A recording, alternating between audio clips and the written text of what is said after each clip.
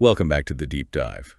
Today, we are taking a stack of sources that look back at a pivotal and brutally costly moment in modern Iranian history. We're talking about the November 2019 uprising. Exactly. Yeah. Often referred to as Aban 98. We're examining this now as the 6th anniversary is approaching. Yeah. And, discussions are turning toward the prospect of a potential final uprising. That's right. So our mission in this deep dive is really to trace the impact of Aban 98. It was a genuine inflection point. It fundamentally shifted the landscape of resistance inside Iran. Right. We need to unpack the key lessons, especially around organization and leadership. But just as importantly, we have to examine where the main political factions have landed since then. The Reformists, the royalists. And the organized resistance, where they've positioned themselves in the years since based on this material. And just to set the stage, because this fight against repression, it never stops. Right? Never. Our sources note a couple of crucial related news items just recently that really underscore the regime's challenges both at home and abroad. Yeah, the UN resolution. Exactly. Just days ago, the UN General Assembly's Third Committee condemned the regime's human rights record. Yeah. And they specifically flagged the absolutely abhorrent attempt to destroy evidence of the 1988 massacre. By turning a cemetery into a parking lot, Section 41 of Behesht Izara. It's unbelievable. It is a chilling reminder of the regime's constant effort to erase its own crimes.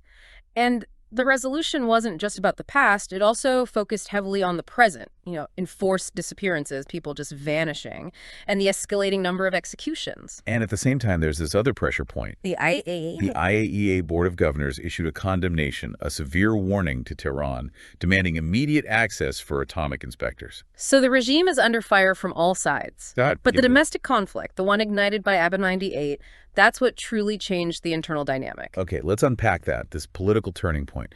To really get the sheer magnitude of Aban 98, you kind of have to look at the pattern of uprisings leading up to it. Yes. The analysis in the sources shows this steady escalation going all the way back. Since the early 80s, really. These eruptions, they follow a pattern. They start local, often over basic rights, and then they radicalize. Like 1995 in Islamshar. Exactly. The catalyst was just a water shortage, but it brought 50,000 people to the streets.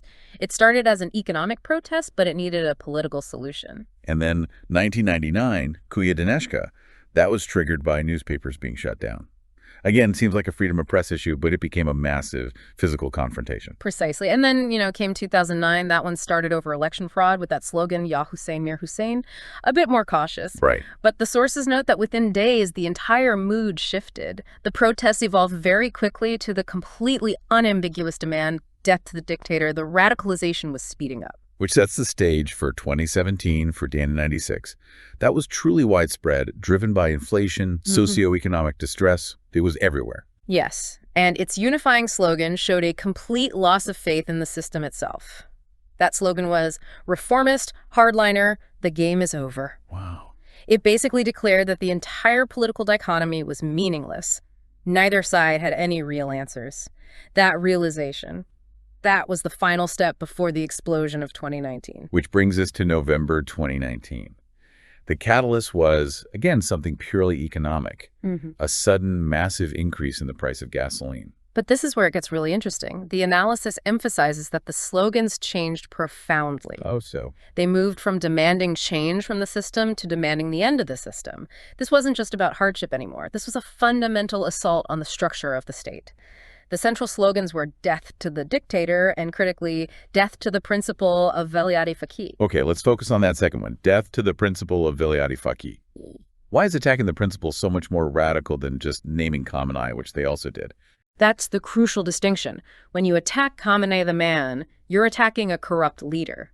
When you attack the principle of velayat-e faqih, you are declaring war on the entire foundational, theoretical, even theological structure of the Islamic Republic. You're saying the whole premise of the state is illegitimate? Exactly. Yeah. That the idea of a supreme jurist ruling is wrong.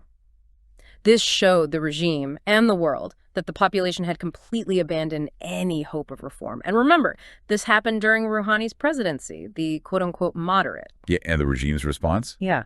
Well, it matched the gravity of that challenge. The sources detail a level of violence that was just unseen before. They used military weaponry against their own citizens. The reports are horrific. People being shot in the Mashar Reed marshes, using military helicopters to fire on protesters in Shiraz and Yasuj. Cities that were, for a short time, basically under the control of the people. That's right. The human cost is just immense, and the regime deliberately hides it. The sources put the minimum fatality estimate at 1,500. Some go as high as 4,000 people killed. And when you consider that level of brutality, the public's response was incredibly focused. The sources make a point of noting this. Right. They attacked 1,900 centers of suppression and propaganda. Yes. Banks linked to the Guards Corps, Bassi centers, state media offices.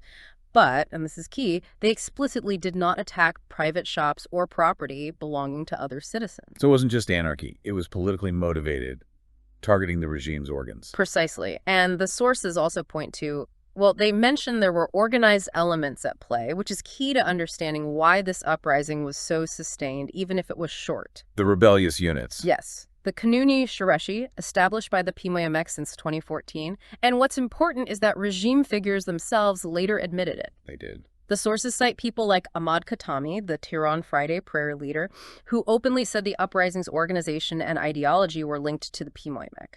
This organization was crucial in coordinating actions during that short, brutal window. So if we step back, that brings us to this fundamental question the sources keep raising. Why does every single seemingly non-political issue, a gas price hike, a water shortage, immediately turn into a direct political demand for regime change? Death to Khamenei. What's fascinating here is the core argument from the analysts. They say that in an autocratic state, the very idea of a purely social or economic issue it's a mirage. What do you mean? Because the institutions that are supposed to solve these problems, parliament, the ministries, the courts, they aren't independent service providers. They're political organs of the ruling apparatus. They're extensions of the state. So if your electricity's shut off, you don't blame the Ministry of Power, you blame the system that created it. Exactly. People can't separate politics from their daily lives. They see high prices and poverty as direct results of political incompetence and corruption. So every protest against a material hardship is inherently a demand for a political solution. Which has to be regime change. It's unavoidable. The system has collapsed any distinction between civil society and the ruling power. And we see that perfectly in that chant from the protesting retirees. Neither Parliament nor Mazales. They don't care about the nation. Their focus is entirely on the Guards Corps as a profiteer. That systemic link is it's undeniable. Even the regime's attempt to buy time during COVID ultimately backfired. Right. The sources detail how they knowingly delayed news, banned legitimate vaccines. Causing up to 1 million deaths, potentially. They used the crisis to suppress protests, but all it did was confirm to the population just how corrupt and cruel the regime truly is. Okay, let's transition now to the current political landscape. Aban 98 really drove home the regime's total illegitimacy. So how have the major opposition factions positioned themselves since then? Let's start with the Reformists, the Eslahat. The sources are pretty clear in how they define them. They function as the cane under Khamenei's arm. They don't offer any real path to change. They're co-opted. And we see two wings here, both offering different forms of political paralysis. First up is Mohammad Khatami, representing the right wing of reform. Khatami recently said the least costly path involves the leadership. He means Khamenei changing his approach. But he also made this highly controversial claim. He said 80% of Iranians are not political and only care about living comfortably. That sounds completely tone-deaf, considering everything we've just discussed. Yeah. Why push that narrative? Well, the analysts suggest it's self-serving. I mean, if the population is truly revolutionary, then the reformists have no role to play. But if 80% just want comfort, then a negotiated gradual change, which the reformists can manage, suddenly seems viable again. It's a denial of what Aban 98 proved. It is. Then you have Mustafa Pazadeh, the left wing, who's in Evin prison. And being in prison, that must give him some credibility, right? Even if his program isn't enough. A sacrifice is real, absolutely. But the sources focus on the substance of his politics. Pazadeh wrote this long letter dated, interestingly, November 2025. Wait, 2025? Why date a letter from prison 2 years in the future? It speaks to a very long-term, calculated strategy that avoids immediate confrontation. He urges Khamenei to drink the cup of poison, to resign, because the country's in a political deep freeze. Well, what's his solution? Nonviolent civil disobedience, forming NGOs. He argues democracy can only follow economic development, but this gets criticized because the regime just crushes NGOs, like the Imam Ali Society.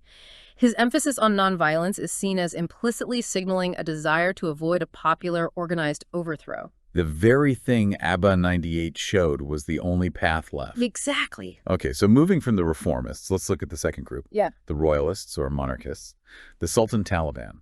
How do the sources view Reza Pahlavi's standing after all this? The critique here centers on his failure to really engage with the lessons of Aban 98, or the movements that came after. The sources highlight his recent focus on introducing the Immortal Guard, the Garde-i-Javidan, as a future institution, and this is seen as particularly tone-deaf. Why is that specific historical reference so problematic? Because the Immortal Guard protected the Shah's palaces, and it was implicated in the 17th Shahrivar massacre, Black Friday. By bringing back this symbol, the sources argue, he seems to be prioritizing a kind of institutional nostalgia over a genuine democratic appeal. Mm-hmm. And then there's the analysis of their tactics. Flawed amateur propaganda, unconvincing deepfakes, bad photoshops, and the aggressive behavior of some of their supporters online, which undermines their own claims of widespread support. So it sounds like the sources see them as lacking both a viable future vision and effective present-day tactics. That's a good summary. They're criticized for using outdated symbols and failing to present a concrete, step-by-step plan for transition. It's more of a vague promise of past glories. Which leaves the third faction, the Iranian Resistance, led by the NCRI and PWAMEC. What defines their position after Aban 98? Their defining traits, according to these sources, are clear structure, established leadership, and a very detailed program for what happens the day after the regime falls. So they're not just waiting for a collapse. No, they're actively conducting organized actions inside Iran through those rebellious units. There was a recent motorcade display in Shiraz, the capital of the 98 uprising. It highlights that organized struggle is still effective, even under absolute suppression. And their overall political solution, what defines their platform? It's what's known as the third solution, neither war nor appeasement. They call for international recognition of the Iranian people's inherent right to resist.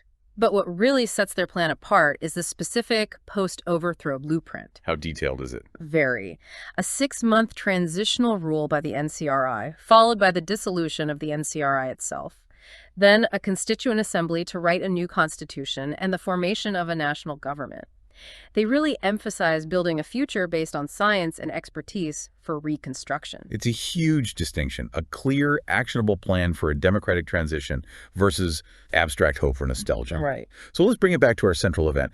What is the most critical lesson that Aban 98 teaches us for the eventual success of what might be a final uprising? I think. Well, the experience of Aban 98, where so much blood was spilled, it showed that raw, spontaneous outburst, while it's powerful, it isn't enough to win. The regime will use maximum violence to suppress chaos. So what's the missing ingredient? The most crucial element is the necessity of organization Tashkilat leadership and a clear program. The analysis underscores that the price paid by those 1,500-plus victims demands structured, organized planning for a revolution to succeed. That clarity of organization seems to be the dividing line. Now, before we wrap up, I want to circle back to something the sources mentioned that goes beyond just political tactics.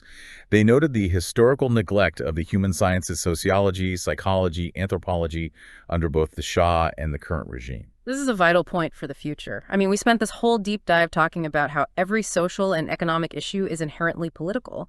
Decades of autocracy have fractured civil society. The damage isn't just political or economic, it's social. It's psychological. It seems like a society that's lived under constant suppression needs a massive process of healing that goes way beyond just opening up the economy. Exactly. So if every issue is political and the goal is a peaceful, democratic society, here's the final thought for you to consider.